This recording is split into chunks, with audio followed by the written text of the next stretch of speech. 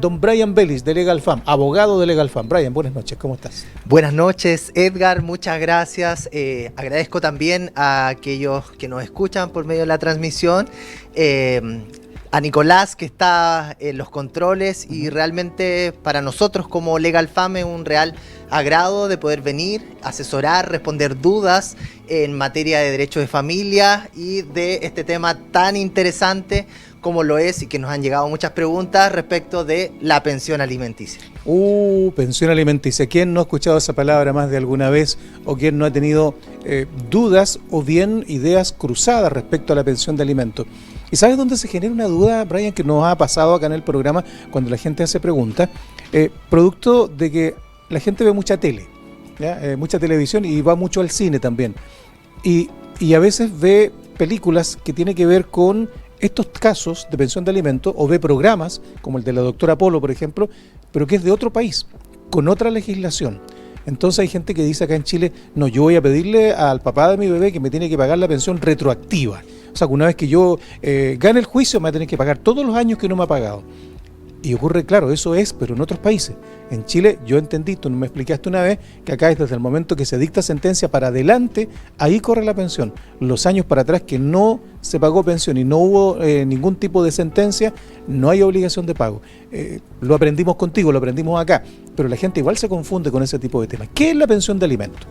Bueno, la pensión de alimentos es una mesada que se debe pagar todos los meses para cubrir los gastos de los hijos, pero no dice relación solamente con alimentos como supermercados, sino que cubre todo. Claro, porque salud, de repente educación, entretención. Hay gente que dice, entre pero otros. Una pensión de alimentos de 1 millón de pesos, ¿quién come tanto? Dice, entonces no, pues no es para comida solamente. Se llama alimentos, pero es para todas las necesidades que tiene un menor. Efectivamente, la idea de la pensión es cubrir todos los gastos, incluso si es que hay gastos médicos, dentales, entretención, vacaciones, etcétera. La cobertura total e integral de los gastos de los niños.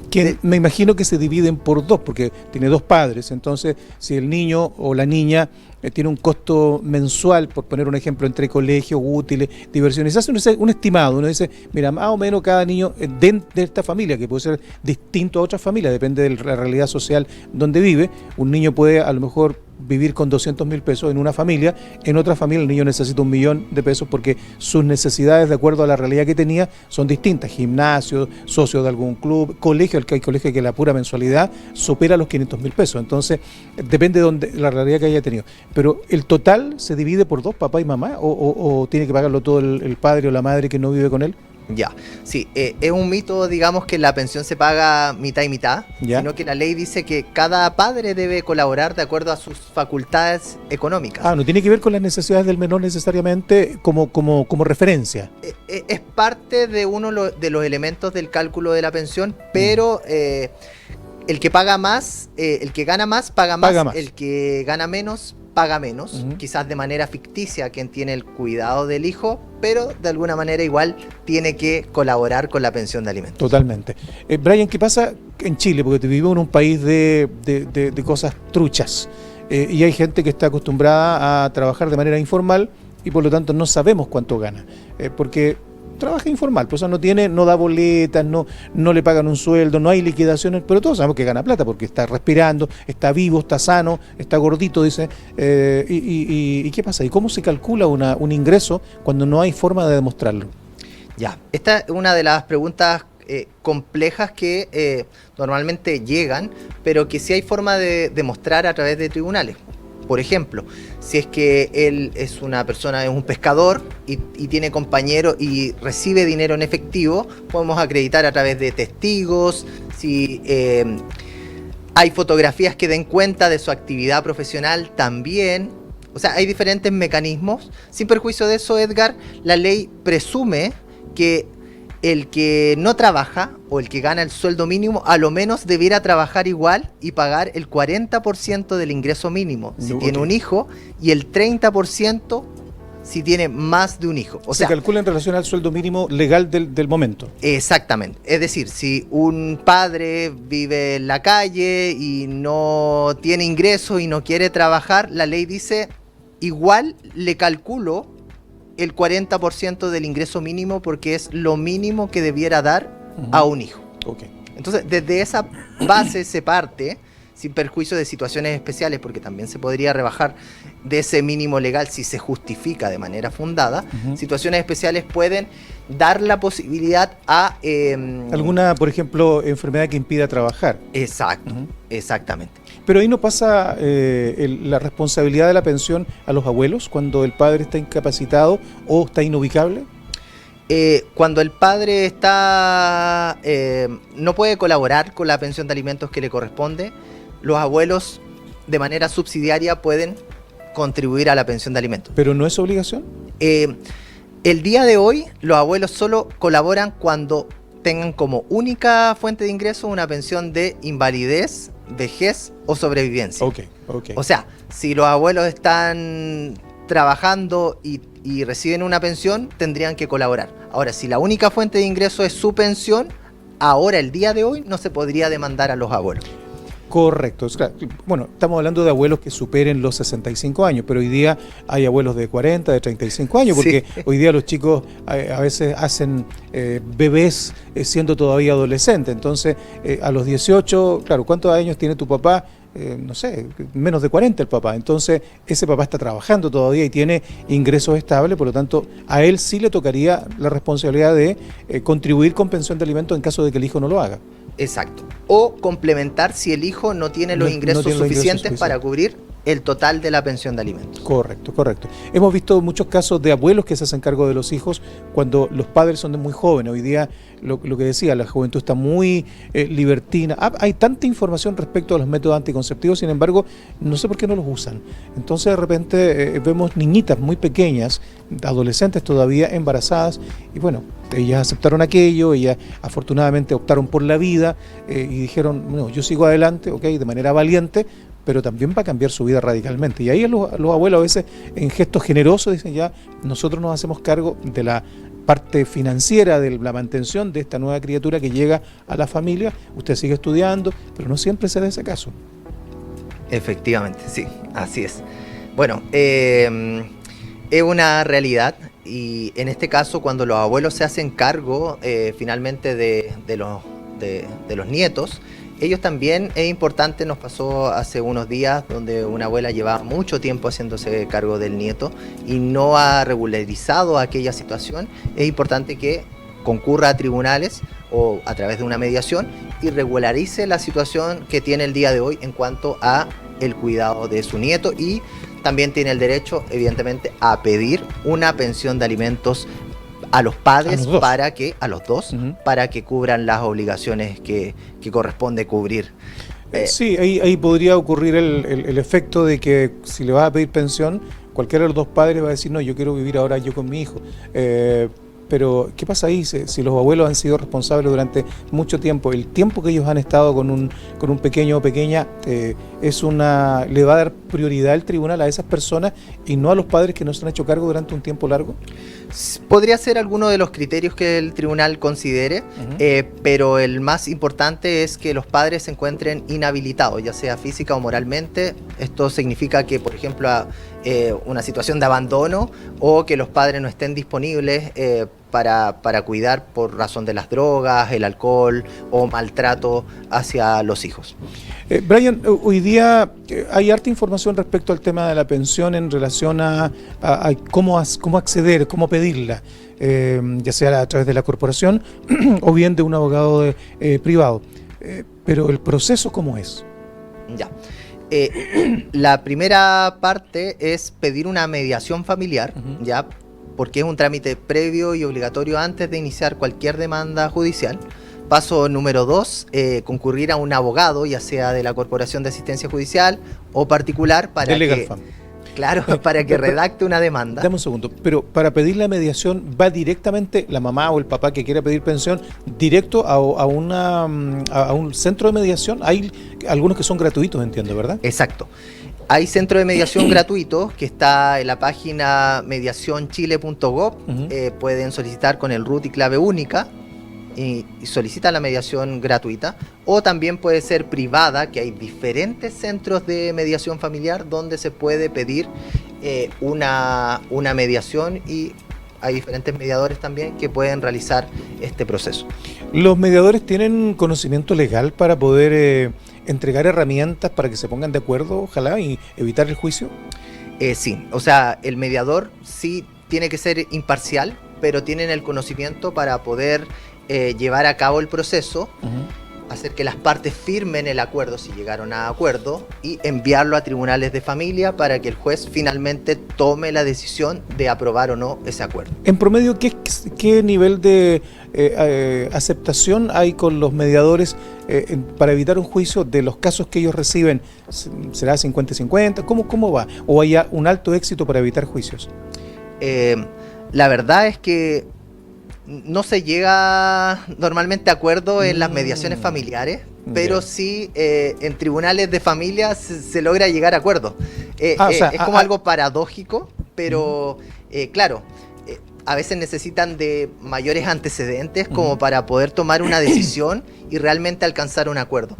Y sucede que en la fase de mediación familiar terminan optando por frustrar el proceso para finalmente en tribunales el juez pueda tomar una decisión, o con mayor conocimiento las partes puedan decir, ya, sí, tomo este Y en caso que no haya acuerdo en el tribunal entre las partes, el juez puede él decretar la pensión ya con los antecedentes que tenga a la vista, obviamente, pero sin, aunque no esté de acuerdo el padre o madre que le toque pagar. Efectivamente, sí. Y por ejemplo, hace poco nos llegó un representado con muy pocos días para contestar la demanda de pensión de alimentos. Si él no hubiese contestado dentro de los 5 días antes de la audiencia, él pierde su derecho a contestar, y si no asiste a la primera audiencia, porque también pasa, queda como rebelde en el proceso y pierde la posibilidad de ofrecer prueba en el juicio, lo que le genera un panorama ya para la audiencia de juicio bastante compleja, porque no va a poder ofrecer ninguna prueba, no va a poder rendir ninguna prueba a tribunales, y el juez finalmente va a tener que tomar esa determinación con los antecedentes que tenga. ¿Qué pasa si ya se decreta la pensión de alimentos? Entiendo, hay algo más entre medio. El juicio tiene un tiempo de que se decrete la pensión. Existe algo que se llama pensión provisoria, ¿verdad? Así es. ¿Viste que aprendo harto contigo yo? Así es, Edgar. La pensión provisoria va desde que se demanda a tribunales, el juez cita a las partes a audiencia a través de lo que se llama resolución, que es una especie de respuesta del tribunal, y fija una pensión provisoria que es la que va a acompañar a la persona hasta que el juez dicte una pensión de alimentos definitiva. Correcto. ¿Y esa pensión provisoria puede durar cuánto? ¿1 o 2 meses? ¿Es lo que demora el juicio? Todo lo que demore el juicio. ¿Y cuánto demora un juicio más o menos? Estamos hablando aproximadamente 6 a 8 meses de manera aproximada, ¿ya?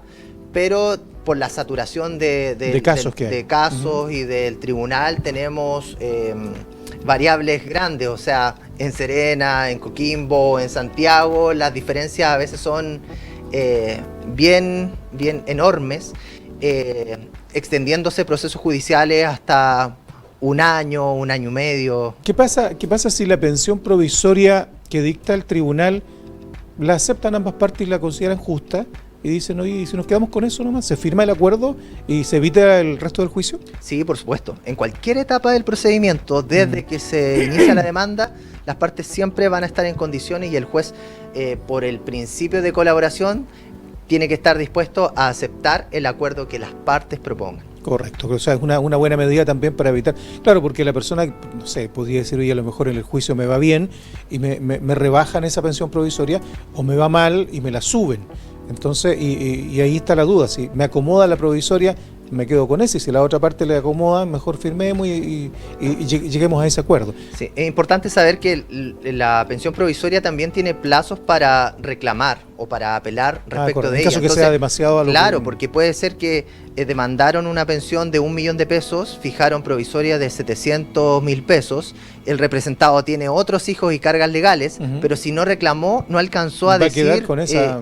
Pues tenía un hijo, tenía que pagar tales cosas y no va a tener cómo reclamar, y esa pensión va a quedar fija durante el proceso. Por eso es tan importante los plazos. Los plazos hay que respetarlos. Consulta, lo que te quería preguntar, Dentro de lo que es la pensión provisoria, en ese proceso, la persona, ¿quién la propone? ¿El juez la propone o la proponen las partes?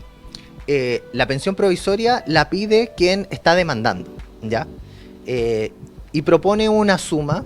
Supongamos, si quiere demandar de una pensión de 800.000 pesos, puede proponer una pensión provisoria quizás del mismo monto, un monto menor, y luego el juez, en vista de los antecedentes, que normalmente revisa las cotizaciones previsionales para ver si hay ingresos ahí, fija una pensión de alimentos provisoria y le da el plazo a la contraparte, una vez notificada, para que se oponga a esa pensión de alimentos provisoria. ¿Y eso se demora cuánto? ¿Una semana más? ¿Una cosa así? Porque es provisoria, era rápida, decías tú. Sí, o sea, se fija, se demanda, el tribunal resuelve y notifican en 15 días aproximadamente, ya, pero notifican ya la pensión provisoria y la contraparte tiene un plazo para poder oponerse. ¿Qué pasa si no te pagan? Tú dices, no, es que esto es provisorio, todavía no es el juicio, no ha terminado, no hay sentencia, no pienso pagar. Ya, eso genera una deuda de pensión y le da la posibilidad a quien está demandando a pedir orden de arresto, arraigo nacional, retención de licencia de conducir, cobrar con retención de las cuentas corrientes bancarias, ingreso al registro de deudores. O sea, se puede hacer todo durante el proceso igual. Incluso si te deben un mes igual. Si deben un mes o incluso se está pagando la pensión no en la fecha que corresponde, también incluso la ley autoriza a pedir una orden de arresto porque no se está cumpliendo los términos legales. Correcto. Sí. Bueno, aquí tiene que operar, me imagino, el sentido común también en las partes. Lamentablemente también sabemos que esto se utiliza mucho como medida de venganza a veces dentro de las relaciones de pareja. A veces hay personas que están económicamente bien, pero dicen, oye, no, pidámosle igual. Está sin trabajo, molestémosle igual. Pidámosle harta plata para ver si... utilizan eso. Es obvio que todo padre o madre tiene que hacerse cargo de sus hijos, es totalmente claro. Pero hay situaciones específicas que uno de repente también tiene que considerar, porque hay casos y casos, no todos los casos son iguales. Ahora, un ser irresponsable que gana dinero y se lo gasta en otra cosa y no se preocupa de los hijos, obvio, hay que pedirle el máximo, ojalá que le pueda otorgar la ley. Pero cuando son casos distintos, hay que también tener un equilibrio en la forma. No todo el mundo lo tiene, también con el tema de las visitas que se llaman, yo sé de otra forma, pero la gente las conoce como visitas. ¿Cuántas madres y cuántos padres hoy día, con un afán solo de venganza, no permiten que tengan relación con los hijos y te inventan lo que sea para que no lo veas? No, se enfermó, te tocaba visita pero no está, pero ocurre que media hora después el niño sale igual a jugar. Entonces, y eso se da mucho y no es igual, por ejemplo, la petición de arresto, cuando tú debes la pensión, que lo puede hacer de inmediato, apenas te atrases un mes. Pero si un papá o una mamá no permitió que el otro padre viera a su hijo o hija, no pasa nada, pues la pensión, perdón, la orden de arresto no llega, o sea, no es inmediata. Entiendo que tiene que haber un tiempo más largo, repetirse la acción, algo así. No funciona igual para los dos lados. ¿Es así? Sí, es un tema, lo hemos conversado en otros programas también, en que efectivamente hay medidas bastante drásticas respecto al no pago de pensión de alimentos, pero cuando no se cumple el régimen de visitas, las sanciones son más acotadas. Y además no se decretan de manera inmediata, a veces se requiere de una constancia de incumplimiento, un primer apercibimiento para que cumpla y en ocasiones se termina dilatando un poco ese cumplimiento, pero ahí hay que ser constante y hacer efectivo cada vez que se incumple el régimen de visitas para poder obtener resultados. A diferencia de la pensión, que si se incumplen 20 pesos, inmediatamente va a la orden de arresto. En el otro caso también funciona, pero hay que ser más constante. ¿Cómo se le informa al tribunal? No me dejaron ver a mi hijo. ¿Cómo le digo yo al juez eso? Porque, claro, en el caso de la pensión de alimentos, tú vas al tribunal de familia, me imagino, no tengo idea cómo funciona, no lo sé, pero las señoras que ya lo han hecho, o hombres que ya lo han hecho, saben cuál es el mecanismo para pedir la orden de arresto. Pero para decir que no te dejaron ver, ¿qué es lo que se hace ahí? ¿Una constancia en Carabineros? ¿Qué es lo que funciona? Ya, ok. Acá lo que hay que hacer es poner una constancia en la comisaría virtual de Carabineros de Chile. Luego esa constancia, descargarla en PDF, ingresar un escrito a tribunales. ¿Sí? Lo puede hacer con ayuda de un abogado o que le enseñemos, por ejemplo, como estudio a cómo realizarlo, adjunta ese PDF que es la constancia de Carabineros, más la solicitud de que quiere que se le aperciba a la madre por el incumplimiento, o sea, que se le aplica alguna multa, orden de arresto, o que se le devuelvan los días, y eso se debe enviar a juzgado de familia. Es un trámite rápido, no es complejo, es un trámite simple, pero es importante hacerlo porque el tribunal no tiene idea si es que hay algún incumplimiento, si es que yo solo coloqué la constancia y nunca informé a juzgado de familia, no están interconectados ahí. Me acabo de acordar de un caso y me atrevo a mencionarlo porque lo hizo público el padre directamente, y tú fuiste su abogado, donde la mamá no dejaba ver a su hija.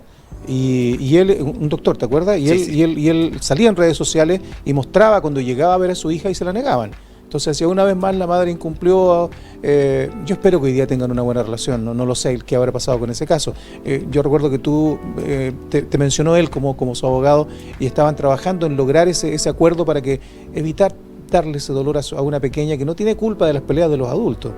Pero ahí se vio una situación concreta de que no funciona tan bien. Para el otro lado, el tema de las medidas de ¿cómo se llaman? De apremio. De apremio, claro, sí, para una madre que no deja que el padre vea a su hijo. Sí, realmente el sistema a veces es un poco duro, lento, lo tenemos que decir como operadores del sistema mismo. Con ese papá sufrimos los dos el mismo dolor de querer que esto funcionara lo más pronto posible, pero sí puedo decir de él que fue siempre muy constante en informarnos cada incumplimiento, cada detalle respecto de lo que él estaba viviendo, y nos permitió trabajar bien en su causa y obtener los resultados que obtuvimos, y él el día de hoy está viendo todos los días a su hijita. Qué con pernoctación, con todo lo que en realidad estábamos buscando. Pero sí, yo alabo, digamos, la constancia de nuestras representadas y nuestros representados cuando realmente se ponen como el corazón, la camiseta por sus hijos. Sí, él decía que él pagaba al día su pensión, o sea, sí, al día su pensión, no tenía nada, una pensión alta, que no era baja incluso, y aún así llegaba a buscarla y salía toda la familia y hacían hasta bromas, le hacían, y él, claro, mostraba esto a través de redes sociales, y uno entiende el dolor del padre. Recibió muchas críticas, decía, no, esto no deberían mostrar, pero no importa, él decía, esto lo estoy haciendo porque así se van a dar cuenta, claro. Tenemos el video también por ahí, pero ¿Lo tiene o no? Sí, sí, es interesante, y un caso que realmente lo tenemos ahí en YouTube. ¿Ya? Dice realmente Legal Fam, dice. Legal Fam, realmente impactante porque así son los derechos de los niños. Sí, y hay que respetar los derechos de los niños. Sí, efectivamente. Oye, Brian, no sé si Nicolás la puede encontrar, pero de todas maneras vamos a ver el tema de las preguntas, porque tenemos preguntas que llegaron para ti. Sí, estoy revisando de inmediato preguntas para nuestro querido Brian Vélez. A ver, voy a sacar mis lentes, ya, porque veo mejor sin lente cuando... gracias Tecnovisión tengo 2 pares de lentes, pero este me sirve más para ver de acá. Pregunta, dice, tengo un hijo mayor de 26 años, ya sacó su primera carrera y él trabaja, ¿aún debo seguir pagando? Pregunta él. Sacó su primera carrera, está trabajando, por lo tanto, si es mayor de 21 años, no corresponde pagar pensión de alimentos. Ya, si está pagando... Por lo tanto, hay que pedir el cese de pensión, porque no es automático. Claro. Sí. O sea, no es automático cuando cumpla 21 años. No. Hay que demandar cese de pensión alimenticia. Pero qué raro, el tribunal debería informarse que el niño cumplió 21 años, claro, y debería cesarla automáticamente. Sí, en el fondo lo que la ley dice es que los alimentos son para toda la vida, ¿ya? Porque entiende que podrían haber niños con algún tipo de necesidad especial. Exacto. Se entiende. Por ese lado se entiende perfectamente. No es que nos quieran poner más trámites nada más. Tengo una deuda, pero la mamá no quiere pedir el pago por AFP. Yo no tengo cómo cubrir el pago. Le he hecho propuestas de pago y no acepta. O sea, él tiene dinero en la AFP y le dice pídelo por ahí para quedar al día, pero la señorita no quiere. Sí, efectivamente, el solicitante no puede pedir pagar con sus propios fondos porque se entiende que es una sanción, ¿ya? Pero cada caso se tiene que abordar de manera particular, pero siempre es posible llegar a ciertos acuerdos en donde falta solo la aprobación de la contraparte para incluso él continuar tramitando ese proceso y poder pagar con los fondos, porque en definitiva si él dice tengo algo disponible para pagar, o sea, lo que quiere él es tratar de solucionar este problema de endeudamiento. Preguntarle a usted, me dice, sobre el artículo 1726. ¿Ya? ¿Ya? Ahí va a especificar, te mando un escrito para que tú lo veas después. En la notaría consulté, porque ella está en un proceso de divorcio que todavía no se decreta, es lo que nos explica. Y ella está hace rato ya con cese de convivencia, hace mucho tiempo, pero como está antes del año, no me acuerdo cuál fue el año que 2004. me dijo. No, por ahí, sí, no era necesario, según lo que le dijeron a ella, poner el cese de convivencia en Carabineros, que eso venía después. Por lo tanto, ella ya debería estar divorciada, sin embargo, no lo está y tiene una situación ahí muy complicada. ¿De qué se trata este artículo 1726? Bueno, vamos ahí a tratar de apoyar ahí a la no, yo sé, mira, para que quede tranquila Isabel, después tú te vas a comunicar con ella para darle algún tips. Sí, porque entendí más o menos su situación, que cada caso es particular. Exacto. Pero es importante aclarar respecto del cese de convivencia y esto que se habla de antes del 2004, después del 2004, es que se ha dicho por tribunales que todos los matrimonios que son celebrados antes del 2004 no requieren realizar el trámite de cese de convivencia en el registro civil para acreditar que efectivamente cesaron la convivencia, y que todos los matrimonios celebrados después del 2004 sí o sí están obligados a hacer el trámite en el registro civil de cese de convivencia para probar que efectivamente cesaron la convivencia. Correcto. Es ahí, Edgar, que muchas personas han optado por, derechamente los que son posteriores al 2004, por no demandar y tener que hacer ese trámite, pero hay jurisprudencia nueva también que nos permite la posibilidad que matrimonios posteriores al 2004 puedan probar ese cese de convivencia a través también de otros medios de prueba.